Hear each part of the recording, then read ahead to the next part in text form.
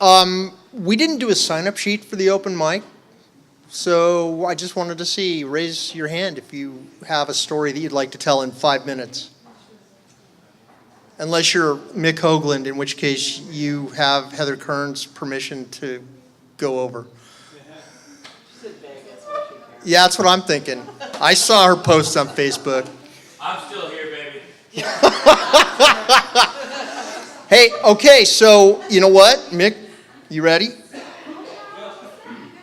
know, the interesting thing, I brought my wife, my daughter. My wife wasn't feeling good, she left, so it almost changed my mind for 2 reasons. Because it's about them, but the other reason is that it so doesn't fit the theme of tonight. Is this the story already? Well, that's a big question mark. He has his walk-up. I think you need to just, I think, because Well, he's taking today I'll go from a ahead and share different because angle. I do love sharing stories. And I love this guy. I love this guy. This is my doppelganger, okay? It really is. Can you tell? Yeah, okay. That's yours. Okay. Take it. Well, like I said, Mick Hogland. no, there's something that I don't have with me. What's that? Well, Your wits? no. I did bring, like, it wasn't really a script, but it was a little thing. But like I said, it doesn't really fit the theme, and I was really... You can't hear me? Oh, I can hear you. No, we can't hear you. Yeah. I will speak into the mic, but I usually don't have too much trouble projecting. So this story is called Euphoria. Euphoria is a great sounding word, but what it represents is even better, a feeling of intense happiness or well-being. When I was putting this story together, I decided to put on Facebook a survey to see what people find euphoric. And what I found was I could put these things into 2 different categories. One is things that make people feel serene, calm, and tranquil, like swimming in the ocean, swimming in a pool, Palm Springs, palm trees. But the other category wasn't even remotely related to that category. It was the polar opposite, and that would be activities that produce adrenaline, like jumping off a cliff into the ocean, free falling from a plane, punk rock. And then there was another subcategory, and that's what I forgot with me. The other subcategory was cute, cuddly things combined with whiskey. And so I can't remember. I can't remember this, and I wanted to read it to you, but it was kind of like puppy dogs, babies laughing, whiskey. And I'm not lying. This is just 2 weeks ago. I put it on Facebook. And the other one was Vicodin with a whiskey chaser and snuggling with my cats and dogs. And that truly was a response.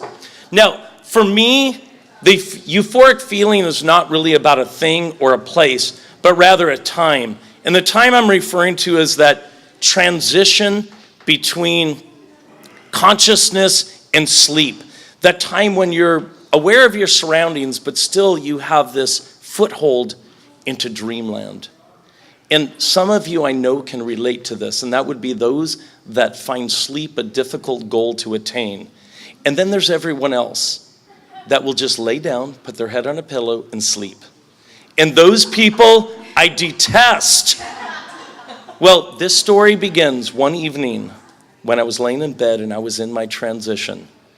I was so close to sleeping and I was feeling so good. And then my wife turned to me and she said, "I think I hear a sound."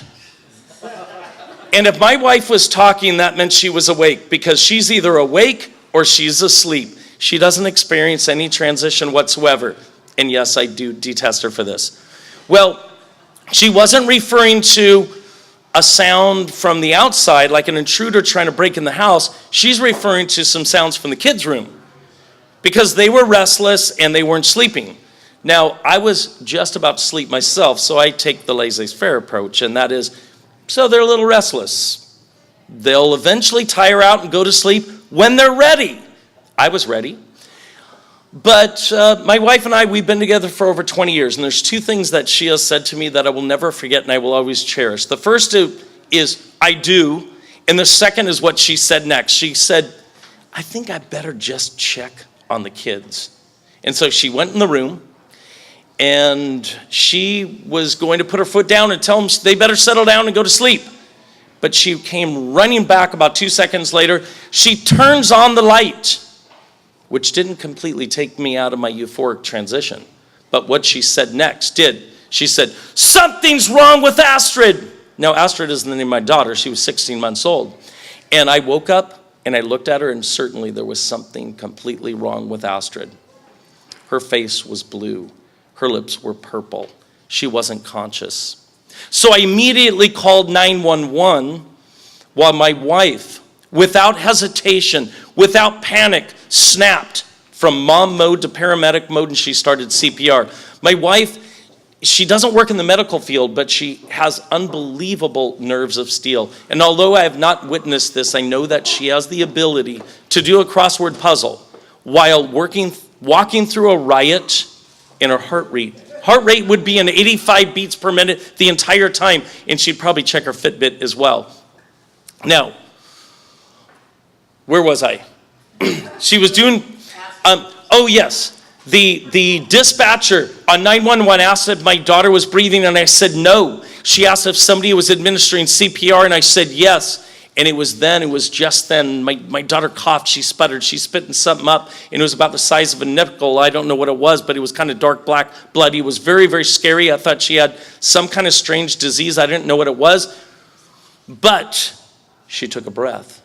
And that evening, I will admit to you, that was the worst event in my entire lifetime.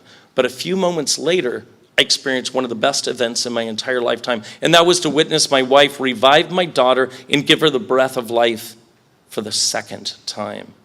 And it was just then that the paramedics arrived, and they took over and they put an oxygen mask on her face. And although she was breathing, they took her to the hospital in an ambulance at a precaution.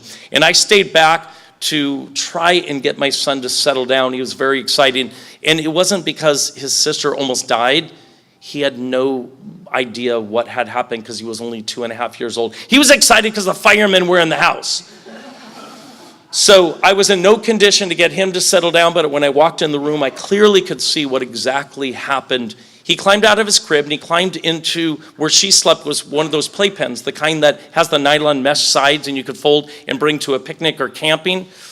It's intended to be child-proof, the folding mechanism, but apparently it is not, because when he climbed in, I guess it folded. And it was the worst possible situation because my daughter was climbing out apparently at the same time, and the scissored bars clamped down on her neck. And what must have been a terrifying experience is that she could not cry or scream for help. She had to sit there helpless until my wife said, "I think I better just check on the kids." My in-laws showed up to the house, and I drove to the hospital, and I was absolutely in tears because I felt like a bad parent because I didn't get up and check on every sound, and I felt terrible because I had her sleep in this playpen. I had no idea about that potential danger, and all I wanted to do was just go to the hospital, pick her up, tell her I love her, bring her home, and be the best parent that I could be, but that's not exactly what happened.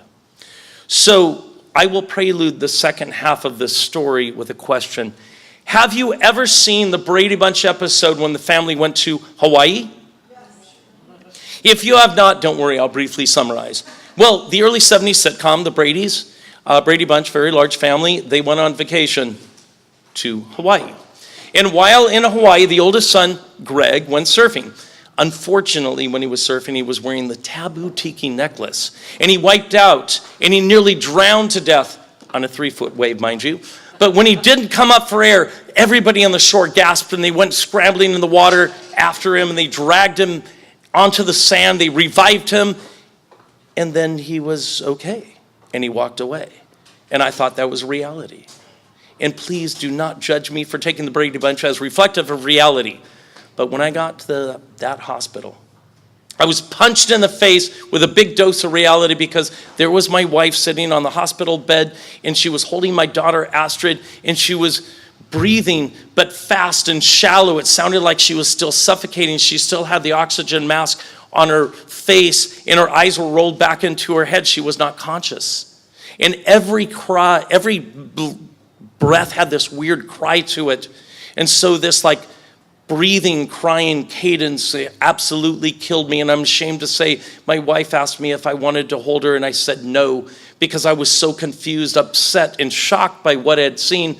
I could barely hold myself up in a standing position. And the doctor really didn't help matters, and I know he was being honest. But when I asked if she would be okay, he said, I don't know. He said the brain, her brain was sick and it was deprived of oxygen. He said 4 minutes usually is the cutoff point, and then brain damage can occur. And 6 minutes generally is death, so somewhere between 1 and 6 minutes, my wife said, I think I better just check on the kids, which absolutely saved my daughter's life. But now the pending question was, will she lead a normal life? Will she be permanently impaired from this incident? And I had to drive to work, but I wanted to explain to my boss I had to have the day off. So I was thinking of what I had to say. But when I walked in my boss's office, she looked at my face and she said, you need the day off. I have no idea what my face looked like, but I've never heard a boss say that to me before or after that time. And so I drove to my house. I picked up some children's books, and I grabbed my guitar. And on the counter, I saw a bottle of bubbles, so I just grabbed that, and I went to the hospital. And I walked into the hospital room, and I sat by my daughter's bed. And now she was breathing calmly and normally, but her eyes were staring at the ceiling. I don't know if she was aware that I was there. And if she was aware, I don't know if she was aware that I was her dad. And she had all these tubes and wires hooked to her, and they put her arms in splints, so she couldn't bend her arms and pull out the wires. But I started to read, Brown Bear, Brown Bear. By the third page, I nearly broke down, but I kept reading. And every single page, I looked at my daughter's face for some kind of response and some kind of reaction, but there wasn't any kind of response or reaction. But I kept reading. Then I read The Very Quiet Cricket, and you may not be familiar with that book, but the very last page has a little cricket sound, and she was familiar with that book, but still there was no response. And I read Go Dog Go, and Where the Wild Things Are, and that was all I had. So I read them again, and I read them again. And I think I read all those books 10 times straight, and that took over an hour. And then I grabbed my guitar and I played every song that I knew, which was probably only 7. I even played Smoke on the Water. I was strumming strings. I know, don't laugh at that. And then I was saying her name, and I tried to hold her hand, but it's not like in the movies, because her arm was in a splint. She had these wires, but there wasn't any response. And so I took those bubbles, and I thought, I will give her some visual stimuli. She was kind of looking in the ceiling, so I was blowing those bubbles. And I kind of had given up by then. I lost hope. But then I thought I saw her eyes move. But I wanted to be sure, so I blew some bubbles. And sure enough, her eyes moved. And they watched those bubbles. Her eyes were tracking those bubbles. So I started to blow the bubbles like crazy, and the only thing I worried about was running out of that soapy solution. I filled that whole hospital room with bubbles. And then there was a bubble that almost hit the ceiling, but floated back down towards her. And that's when it happened. Her arm lifted. She couldn't bend it.